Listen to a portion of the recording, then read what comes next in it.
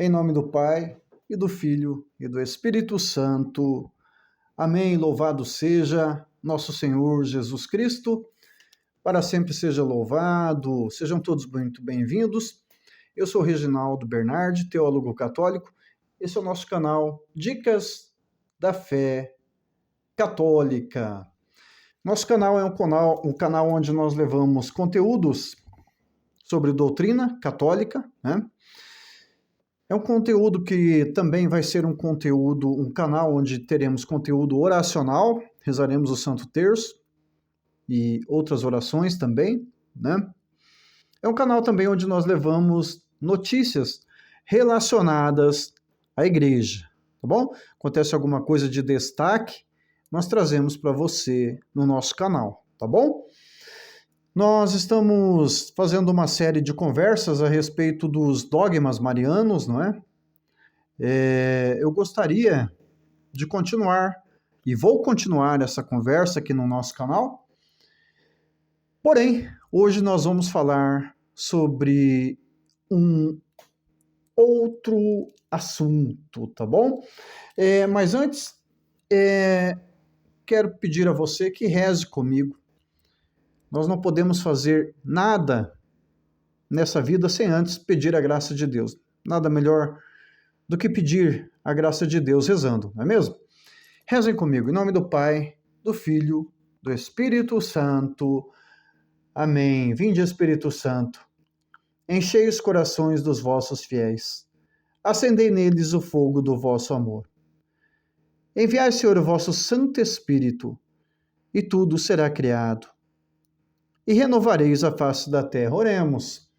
Deus, que instruiste os corações dos vossos fiéis, com a luz do teu divino Espírito Santo, fazei que nós apreciemos retamente todas as coisas, segundo o teu mesmo Espírito, e gozemos sempre da tua consolação. Por ti, Cristo Senhor nosso. Amém. Pedindo a intercessão da poderosíssima, Santíssima Virgem Maria, para que interceda por este momento. Ave Maria, cheia de graça, o Senhor é convosco. Bendita sois vós entre as mulheres, e bendito é o fruto do vosso ventre, Jesus. Santa Maria, Mãe de Deus, rogai por nós, os pecadores, agora e na hora de nossa morte. Amém. Glorioso São José, patrono da Igreja Católica, intercede, roga por nós. Glória ao Pai, ao Filho e ao Espírito Santo, como era no princípio, agora e sempre. Amém. Caríssimos irmãos e irmãs em Cristo, eu gostaria de comentar com vocês hoje a respeito de um assunto tanto quanto polêmico, né? As profecias nos grupos de oração, que geralmente a gente vê na RCC, né? Tudo tem base bíblica, a igreja concorda, só que tem uns poréns, tá? Eu gostaria de conversar com vocês a respeito disso. Por exemplo, quem de vocês já participou de um grupo de oração e o pregador estava lá fazendo previsões ou fazendo alguma revelação para os senhores em ciência, como, por exemplo, até há um tempo atrás tínhamos padres, ou temos até no dia de hoje, fazendo isso, que dizem assim: estou vendo aqui em ciência que o Senhor está te libertando de tal doença, né? Tome posse. Tem respaldo no Catecismo da Igreja? Tem respaldo nas Sagradas Escrituras? Sim. Mas veja, o Catecismo da Igreja Católica também fala alguma coisa a respeito das revelações privadas. Esse é o tema de hoje, do nosso encontro aqui no Dicas da Fé Católica. Revelações privadas. Será que nós católicos, todos nós, católicos, fiéis, batizados, temos a obrigação de acreditar em dons carismáticos, da profecia, por exemplo, que traz uma revelação privada para aquele pregador que está ali pregando? Também as revelações privadas têm a ver com a revelação de alguns santos místicos, não é mesmo? E também da própria Virgem Maria. Será que todos nós católicos temos a obrigação de acreditar nas revelações privadas feitas por Maria, por exemplo, em Fátima, aos pastorinhos? Nós vamos conversar sobre isso, os senhores vão entender, tá bom? Nada melhor do que começar com a nossa doutrina, Catecismo da Igreja Católica. Nós vamos lá, para quem tem Catecismo da Igreja Católica em mãos, parágrafo 66, na página 32. Repito, Catecismo da Igreja Católica, página 32, parágrafo 66. O tema desse parágrafo é o seguinte: não haverá outra revelação. Eu vou ler e nós vamos comentar alguma coisa a respeito, tá bom? A comunidade cristã, portanto, como aliança nova e definitiva, jamais passará e já não há de esperar nenhuma nova revelação pública antes da gloriosa manifestação de nosso Senhor Jesus Cristo. Todavia, embora a revelação esteja terminada, não está explicitada por completo. Cabe à fé cristã captar gradualmente ao longo dos séculos todo o seu alcance. Parágrafo 67. No decurso dos séculos, houve revelações denominadas privadas, particulares. Algumas delas reconhecidas, sim, pela autoridade da Igreja. Elas não pertencem, porém, contudo, ao depósito da fé. A função dessas revelações não é melhorar nem completar a revelação definitiva de Cristo, mas ajudar a viver dela com mais plenitude em determinada época da história. Guiado pelo magistério da Igreja, o senso dos fiéis sabe discernir e acolher o que nessas revelações constitui um apelo autêntico de Cristo ou de seus santos à Igreja. Parágrafo agora no 67 ainda, aqui no número 93. A fé cristã não pode aceitar, prestem atenção, a fé cristã não pode aceitar revelações que pretendam ultrapassar ou corrigir a revelação da qual Cristo é a perfeição. Este é o caso de certas religiões, aí no caso são seitas, não cristãs, e também de certas seitas recentes que se fundamentam em tais revelações. Por amor, Deus revelou-se e doou-se ao homem. Assim, lhe oferece uma riquíssima e definitiva resposta às questões que o homem se faz acerca do sentido e do objetivo de sua vida. Deus revelou-se ao homem, comunicando-lhe gradualmente seu próprio mistério, por meio de ações e de palavras, para além do testemunho que Deus dá de si mesmo nas coisas criadas. Ele manifestou-se pessoalmente aos nossos primeiros pais. Falou-lhes e depois da queda prometeu-lhes a salvação e ofereceu-lhes a sua aliança. Deus fez com Noé uma aliança eterna entre ele e todos os seres vivos. Esta há de durar enquanto durar o mundo. Deus escolheu Abraão e fez uma aliança com ele e sua descendência, Daí formou seu povo, ao qual revelou sua lei por intermédio de Moisés. Pelos profetas, preparou este povo a acolher a salvação destinada à humanidade inteira.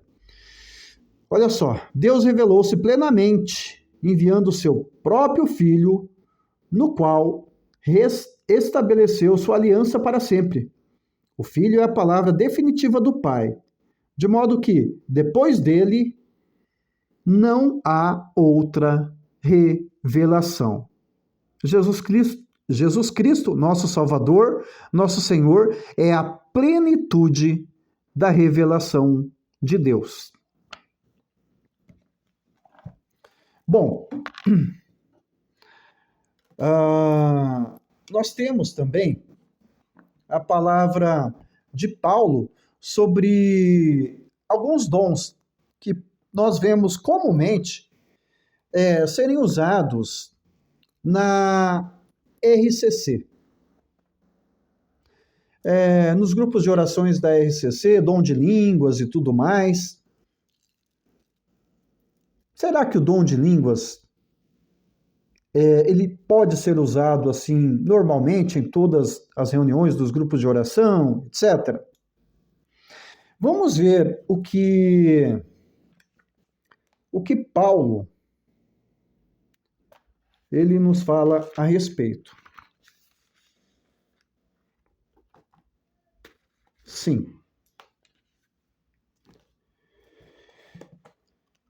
Para quem tem a Bíblia de Jerusalém, 1 Coríntios, capítulo 14, versículos de 26 a 39. 1 Coríntios, capítulo 14, versículos de 26 a 39.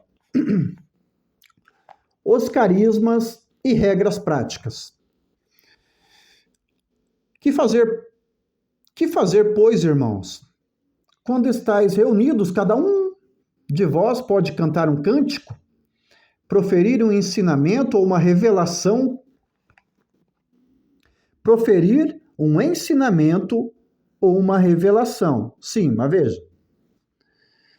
Falar em línguas ou interpretá-las, mas que tudo se faça para a edificação daquele povo. Sabe por que eu estou lendo isso aqui? Sabe por que eu estou fazendo esse momento? Alguns pregadores da RCC e de alguns outros movimentos que fazem as suas pregações, que vem de uma certa forma querer admoestar, exortar o povo e acaba proferindo palavras que acaba, de repente, machucando o coração de alguma pessoa, fazendo alguma revelação particular que não convém. Uma vez, eu vi uma pessoa assim, sendo ultrajada num grupo de oração. Você está com tal doença, assim, não vou nem falar o nome da doença. A pessoa ficou assim, consternada, tá? Mas enfim, olha, isso não deve acontecer. E outra, atacar pessoas através de uma exortação. O puxão de orelha, gente, tem que ser medido, tá? Nunca dizer para a pessoa assim, por exemplo, usar aqui o que um pregador falou uma vez, em uma pregação que eu vi. Lave tua boca. Maria, Jesus vai te castigar. Olha o que Paulo diz aqui. Olha o que Paulo diz aqui, 1 Coríntios, capítulo 14, versículo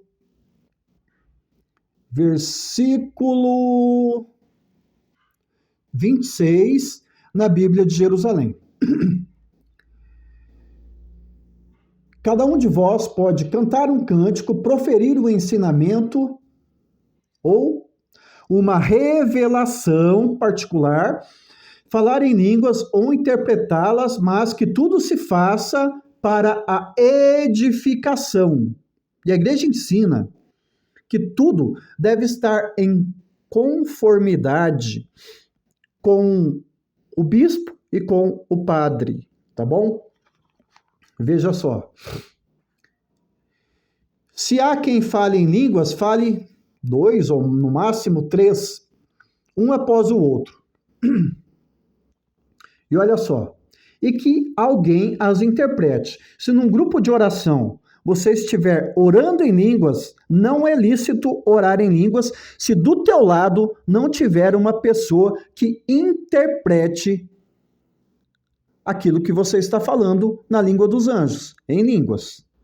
Tá bom? Se não tiver ninguém do teu lado para interpretar, meu amigo, fique quieto. Canta um louvor, outra coisa, não fale na língua dos anjos, não ore na língua dos anjos se não tiver alguém do teu lado para interpretar. Não pode. Tá? É Paulo que está falando, é a palavra de Deus que está falando. Ó. Se há quem fale em línguas, fale 2, ou no máximo 3, um após o outro, e que alguém as interprete. Se não há intérprete, cale-se o irmão na assembleia. Fale a si mesmo e a Deus. Né? Quanto aos profetas,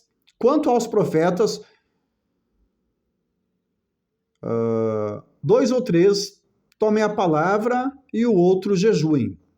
Ou melhor, se alguém que esteja sentado recebe uma revelação, cale-se o primeiro.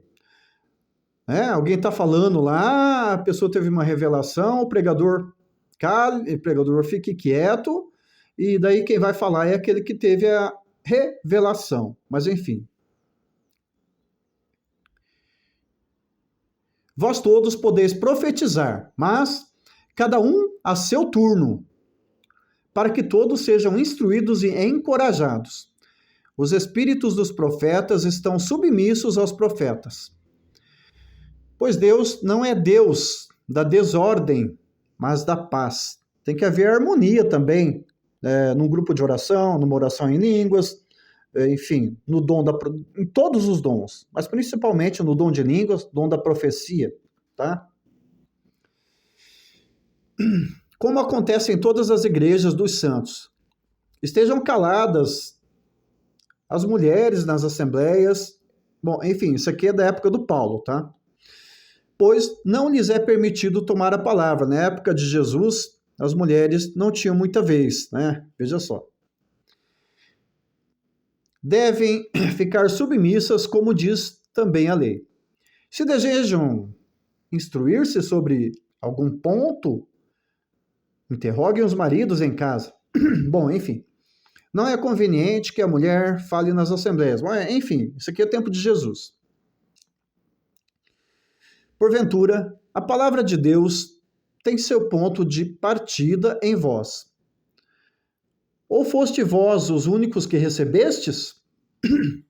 Se alguém julga ser profeta ou inspirado pelo Espírito, reconheça nas coisas que vos escrevo um preceito do Senhor. Todavia, se alguém não o reconhecer, é que também Deus não é reconhecido.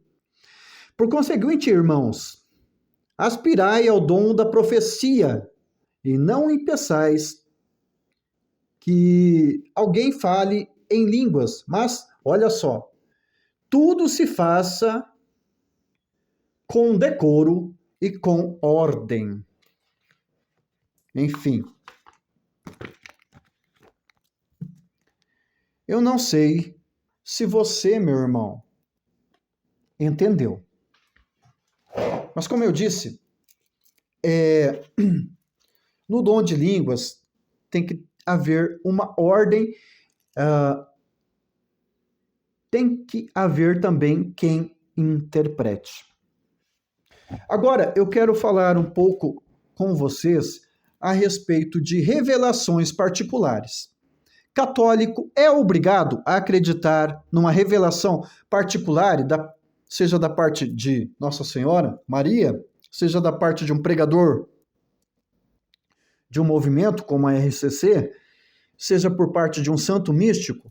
Resposta: nananina, não. Nenhum católico tem a obrigação de acreditar em revelações particulares. Tá bom? É o que nos ensina a igreja. Então veja, para dar um exemplo aqui. A terceira parte da revelação de Fátima, feita por Maria, a irmã Lúcia, conhecida popularmente como o terceiro segredo de Fátima, nenhum católico tem obrigação de acreditar. É claro que o povo fervoroso, mas também a igreja diz que não é proibido a pessoa acreditar.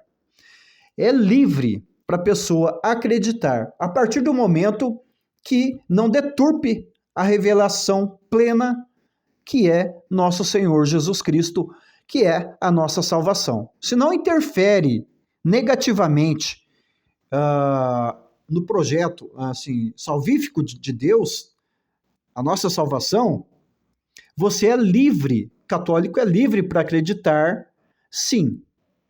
Mas a igreja deixa aberto. Se a pessoa não quiser acreditar, ela não tem a obrigação de acreditar, tá entendendo? A terceira parte da revelação de Fátima foi feita particularmente por Nossa Senhora, a irmã Lúcia, tá? Então, nenhum católico é obrigado a acreditar. Mas, como eu disse, católicos fervorosos, marianos, devotos, vão acreditar. Mas veja, esse terceiro segredo, ele tem a ver com aquele atentado que o Papa sofreu, enfim, e que levou um tiro, né? Tomou um tiro em praça pública lá, e que por detrás disso teve toda uma trama comunista. Terceiro segredo de Fátima, terceira parte da revelação de Fátima tem a ver com isso. Toda uma trama comunista perseguindo a igreja, né? Principalmente São João Paulo II, que levou aquele tiro por aquela pessoa que foi contratada, segundo algumas notícias da época, pela KGB. O que é a KGB? A KGB é a polícia secreta da Rússia. E todos eram envolvidos com o comunismo soviético, o comunismo dos erros da Rússia. Bom, enfim, esse é o momento. Em outro momento eu quero explicar isso melhor para você.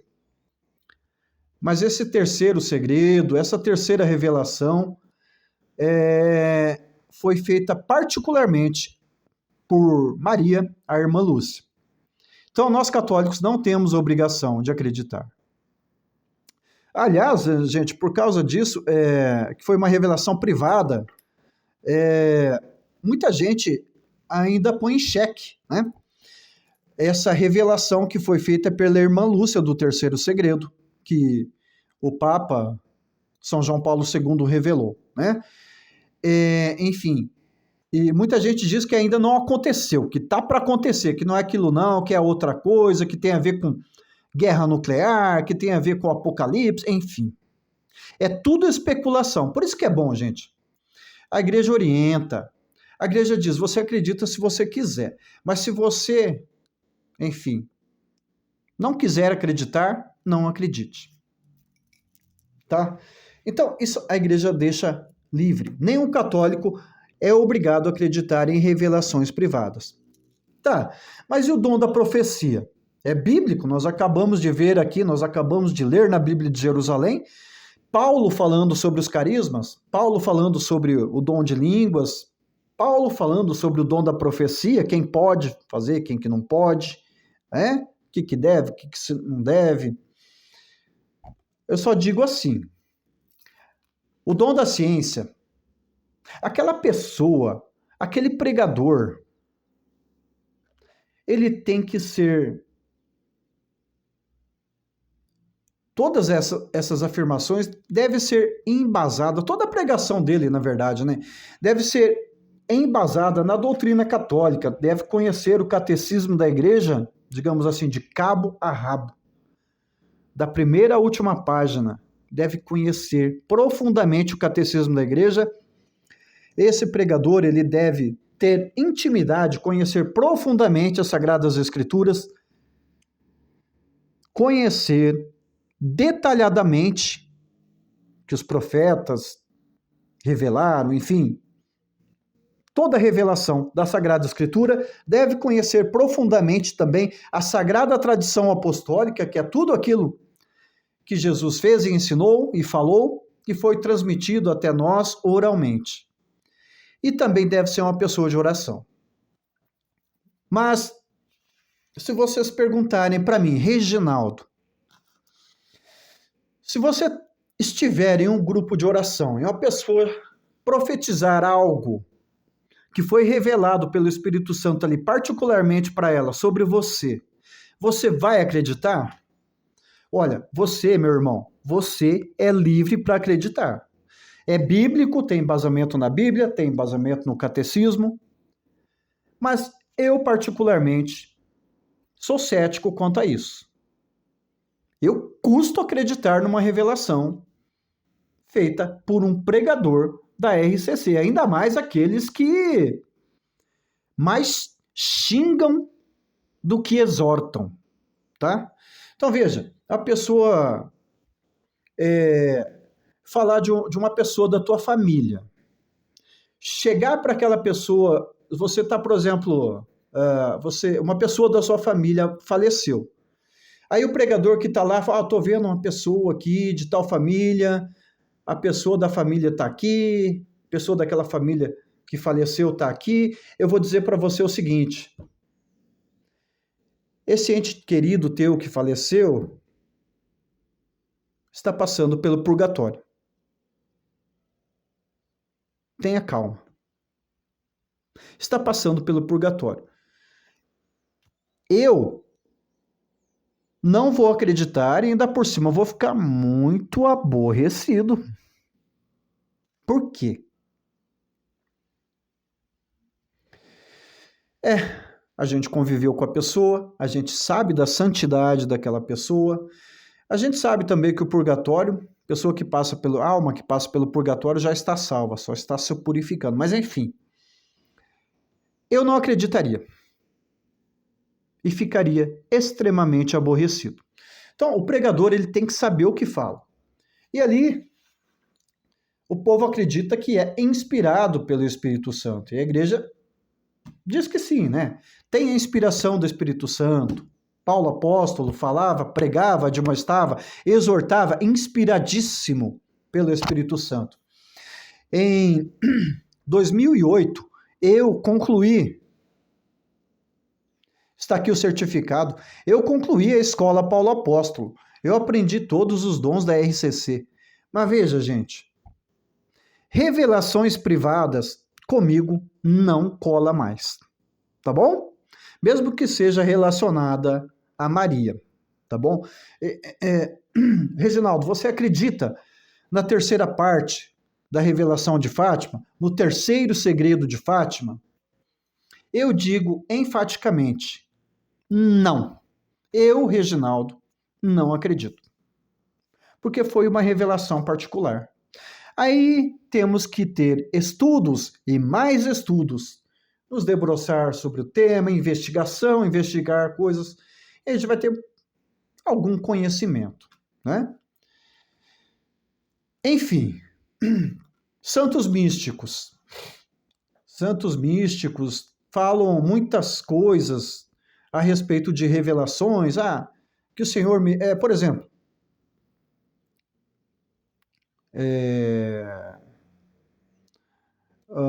como eu vou dizer, as revelações do Sagrado Coração de Jesus, Santa Margarida Maria Alacoque, revelação particular. Você acredita? Eu sou um tanto quanto cético. Faço parte do apostolado da oração, mas veja, revelações particulares não é o meu forte. Meu forte é ensinar as coisas da igreja, é ensinar tudo aquilo que... história da igreja, eclesiologia, mariologia, cristologia, claro, tendo como princípio a fé, mas ensinar cientificamente, tá? essas coisas espirituais não é o meu forte. Eu, Reginaldo, eu não tenho dons extraordinários, eu não falo com anjos, eu não tenho visões de nada, eu não ouço, eu não tenho revelações de maneira alguma, né? A única coisa que eu tenho é a fé na plenitude da revelação. A fé em Deus, a fé em Jesus Cristo, claro, também a fé em Maria, em Nossa Senhora, como medianeira, como intercessora nossa, né? Maria é nossa escada. Pela escada, mesma escada que Jesus, a salvação veio, nós subiremos por ela. É Maria, né? Ela é intercessora, ela intercede sim, ela nos concede sim graças se pedirmos. Mas quanto a revelações, meu amigo, tome muito cuidado. Mas mais uma vez eu vou deixar enfatizado aqui: você é livre para crer, porque a igreja também não proíbe você acreditar em revelações particulares, tá bom? Muito obrigado por me acompanhar até aqui. Nós vamos continuar falando sobre os dogmas marianos e outras conversas sobre a igreja, sobre doutrina. Também vamos rezar juntos, tá bom? Vamos encerrar por aqui então. Peço ao Senhor que envie seus anjos sobre vossos lares materiais, trazendo a paz, trazendo a proteção sobre vossos lares materiais, livrando a cada um de nós, cada um de vocês, da fúria da natureza, né? Que não sei de onde você me acompanha, mas lá no Rio Grande do Sul tá difícil, enchentes, vendavais, que nenhuma fúria da natureza deixe você desabrigado, que os anjos do Senhor te protejam. Também que no seu lar não falte o pão de cada dia, não falte nada. Que o Senhor, que os anjos do Senhor velem sobre vossos lares e sobre vocês, tá bom? Continuaremos sempre unidos e reunidos, em nome do Pai, do Filho e do Espírito Santo. Amém. Deus abençoe a todos grandemente. Nós voltaremos com conversas marianas e outras conversas. Deus abençoe.